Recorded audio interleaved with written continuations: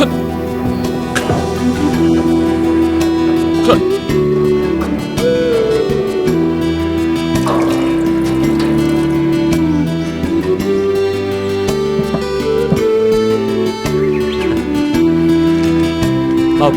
bo'ldi.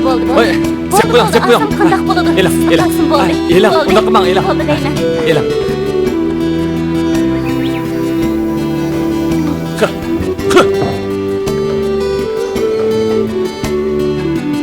Mana.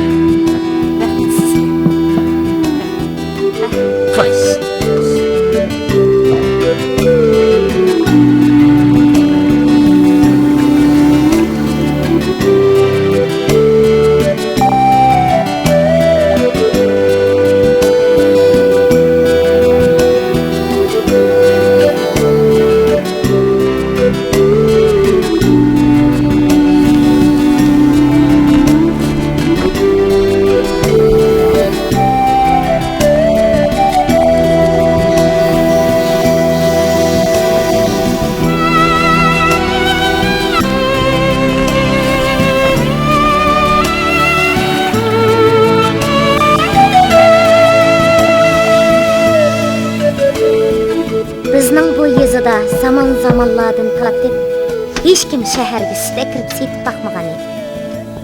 Bo'libmi erlar bundaq ishni texmi qilmaydi. Dastlabda to'xti har kuni uyma-uy kirib sut yig'di. Keyin mahalladagilar sutlarini o'zi akirib beradigan bo'ldi. To'xti Gulshanning to'laqqa suv og'ili keladigan vaqtini nihoyat aniq biladi. Shunga u fursat topsala buloq bo'yiga berib Gulshanni bir ko'rib olishga, uningga o'z ko'nglidagi shirin xiyollarini izhor qilishga intiladi.